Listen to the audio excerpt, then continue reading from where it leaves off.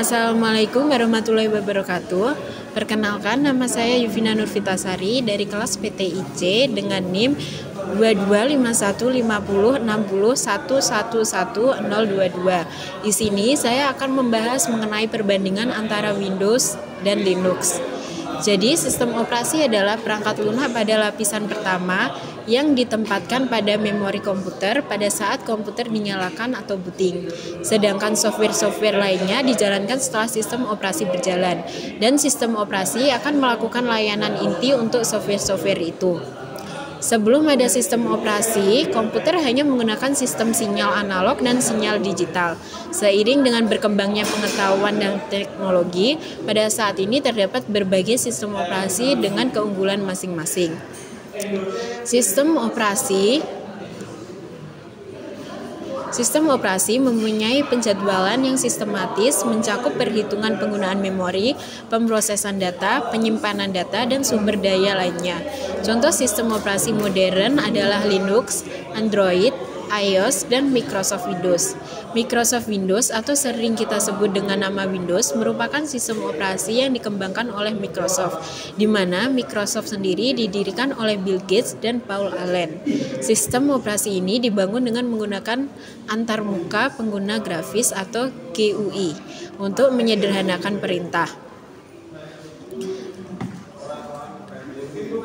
Microsoft memperkenalkan sistem operasi bernama Windows pada tanggal 20 November 1985. Sedangkan shell sistem operasi grafis untuk MS-DOS merupakan sebuah sistem operasi yang berbasis modul teks dan command line. Tidak hanya itu saja, bahkan Microsoft Windows mendominasi pasar komputer pribadi dengan lebih dari 90%. Pada dasarnya, fungsi utama dari sistem operasi Windows adalah penghubung antara hardware dengan software. Namun, terdapat fungsi dasar lain dari Windows yang perlu pengguna ketahui pada poin berikut ini. Yang pertama, menyediakan antarmuka antara pengguna dengan mesin.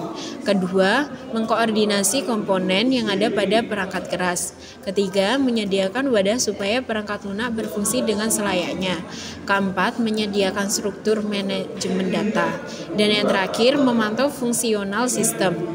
Titik perkembangan yang telah dicapai Windows sekarang ini tentu saja mempunyai latar belakang sejarah yang masih sedikit diketahui oleh pengguna. Sejarah awal Windows dimulai ketika Microsoft mulai mengerjakan program yang disebut Interface Manager atau manajer antarmuka pada tahun 1981 dan diperkenalkan pada tahun 1985, yaitu yang pertama Windows 1.0, kedua Windows 2.0, ketiga Windows 2.1, kemudian dilanjutkan dengan Windows 3.0, Windows 3.1 dan Windows 3.2, Windows 95, Windows 98 dan Second Edition, Windows ME atau Millennium Edition, Windows 2000, Windows XP, Windows Vista, Windows 7, kemudian Windows 8 dan 8.1, Windows 10, dan yang sekarang digunakan adalah Windows 11. Kelebihan dari Windows adalah mudah digunakan. Tidak sedikit pengguna telah menyadari bahwa sistem operasi yang satu ini sangat mudah digunakan. Mengingat Windows menyediakan antarmuka bagi pengguna yang sama sekali tidak membingungkan.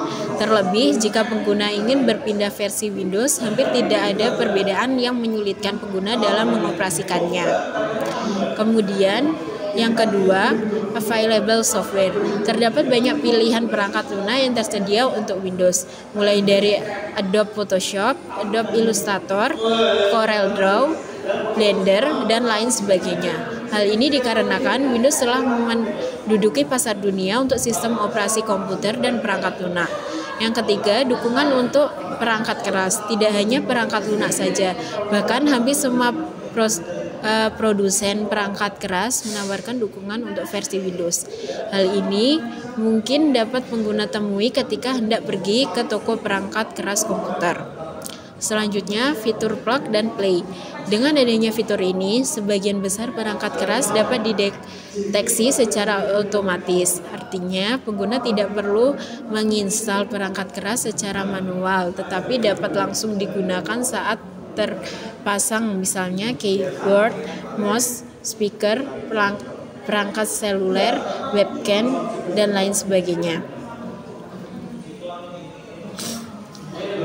Kekurangan dari Windows sendiri, kebutuhan sumber daya yang tinggi untuk dapat menginstal sistem operasi Windows. Tentunya pengguna harus menyediakan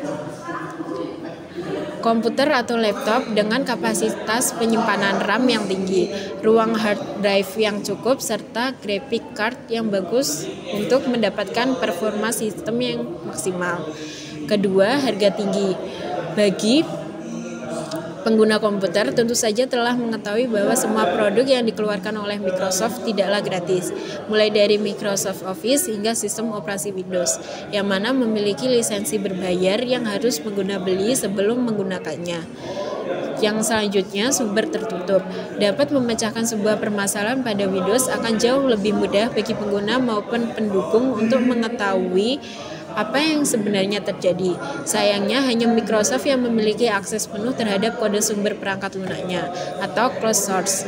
Hal ini berbeda dengan sistem operasi Linux yang bersifat open source, di mana pengguna dapat dengan bebas mengakses file log untuk mengetahui sumber permasalahan.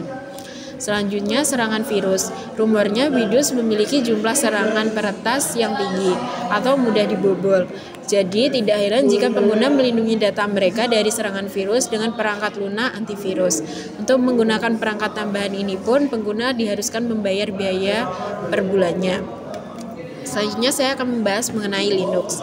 Linux merupakan sebuah keluarga sistem operasi dengan sumber terbuka atau open source yang mirip dengan Unix. Sistem operasi ini berbasis pada kernel Linux, di mana rilis perdana pada tanggal 17 September tahun 1991 dan dikembangkan oleh Linus Bonnech Torvalds. Sistem operasi Linux membebaskan penggunanya untuk memodifikasi, menggunakan hingga mendistribusikan kode sumbernya secara gratis di bawah persyaratan lisensi seperti lisensi publik umum atau GNU. Penerapan Linux tidak hanya sebatas digunakan pada smartphone atau komputer saja, melainkan di berbagai jenis perangkat keras seperti mobil, peralatan rumah tangga, desktop rumah hingga server perusahaan pun menggunakan Linux sebagai sistem operasinya. Selain itu, Linux dapat dikatakan sebagai salah satu sistem operasi yang paling handal, aman, dan bebas kekhawatiran. Jika tidak mengherankan apabila sistem operasi Linux menjadi pilihan dalam menjalankan desktop, server, hingga sistem tertanam.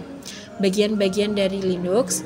Dan perlu untuk diketahui bahwasanya sistem operasi Linux terdiri dari beberapa bagian yang berbeda, mulai dari bootloader, kernel, server gratis, tampilan desktop, hingga aplikasi. Supaya lebih jelasnya, saya akan menjelaskan. Bootloader, perangkat lunak yang berfungsi untuk mengatur proses boot komputer pengguna. Bootloader akan tampil sebelum masuk boot ke dalam sistem operasi. Kernel, salah satu bagian inti dari sistem yang dapat mengelola CPU, memori, dan perangkat periferal lainnya. Sistem init merupakan induk dari semua prosesor Linux, di mana pengguna dapat menjalankan beberapa perintah termasuk mengendalikan daemon, misalnya sistem, untuk mengatur proses boot. Daemon, sebuah layanan latar belakang yang dimulai saat boot atau saat setelah masuk ke dalam tampilan desktop. Server gratis, subsistem yang menampilkan grafik pada monitor pengguna, biasanya disebut sebagai server X atau X saja. Tampilan desktop, bagian yang digunakan untuk berinteraksi antara pengguna dengan sistem. Di dalam Linux terdapat beberapa macam tampilan desktop yang bisa dipilih, seperti GNOME, Mint, Penton, KDE, dan lain sebagainya. Setiap desktop memiliki karakteristik tampilan yang berbeda-beda antara satu sama lain dan menyertakan aplikasi bawaan seperti pengelola file, alat konfigurasi, web browser, dan game. Aplikasi desktop sama seperti halnya sistem operasi Windows dan Mac OS. Di dalam Linux juga menawarkan beragam aplikasi yang dapat ditemukan dan diinstal. Dalam memudahkan pengguna Linux untuk mencari aplikasi, sebagian besar didistribusikan Linux menyertakan alat seperti App Store layaknya Google Play Store. Kemudian varian OS Linux. Yang pertama, Linux Mint. Salah satu sistem operasi Linux berbasis komunitas berdasarkan Ubuntu yang didasarkan pada Debian. Manjaro, distribusi Linux gratis seperti open source berdasarkan sistem operasi Arch Linux yang mana dikembangkan oleh Roland Singer, Guillermo Boyne, dan Philip Muller.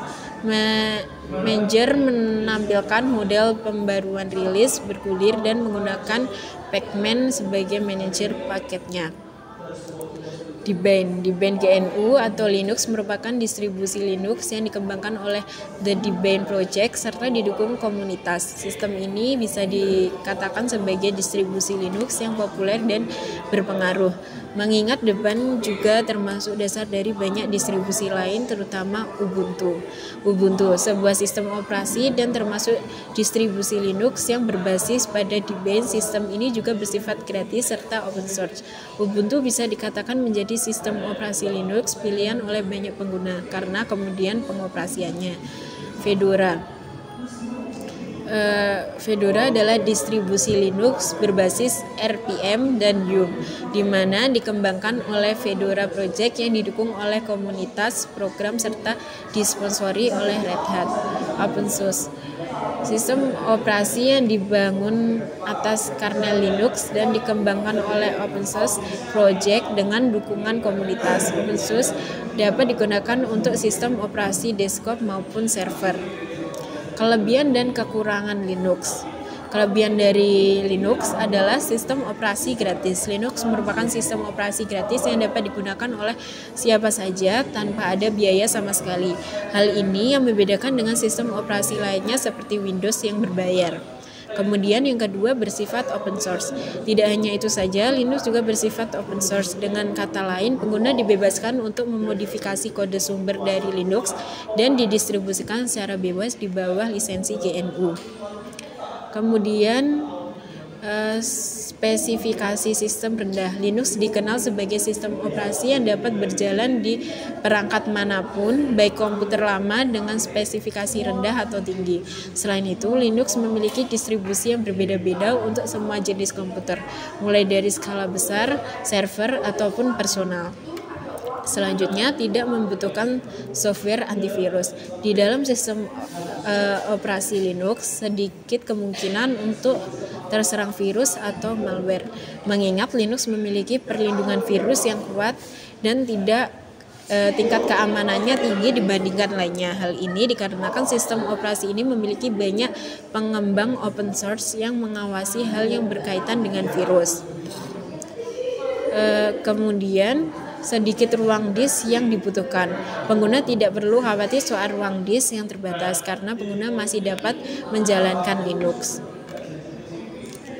Kekurangan dari Linux, butuh keahlian yang cukup dan dalam mengoperasikannya. Untuk mengoperasikan Linux, pengguna memerlukan sedikit pengetahuan terkait sistem. Tentunya hal ini berbeda dengan Windows yang tampilannya bersifat user-friendly. Kedua, dukungan software yang sedikit. Kita tahu bahwa banyak software populer seperti Microsoft Office, Adobe Photoshop, Adobe Illustrator, atau aplikasi sejenisnya tidak mendukung untuk sistem operasi Linux. Yang ketiga, proses instalasi dan konfigurasi cukup sulit. Beberapa pengguna beranggapan bahwa proses instalasi di dalam Linux cukup sulit dilakukan daripada Windows.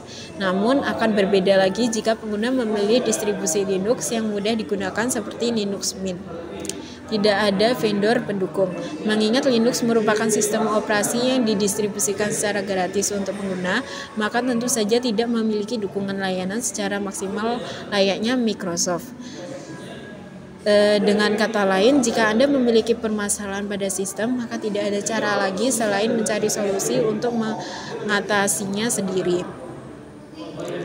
perbandingan antara Linux dan Microsoft. Dari segi hak kekayaan intelektual, Linux merupakan perangkat lunak yang gratis dan bebas siapapun menggunakannya. Sedangkan Windows adalah perangkat lunak yang mengandung hak kepemilikan lisensi yang berbayar.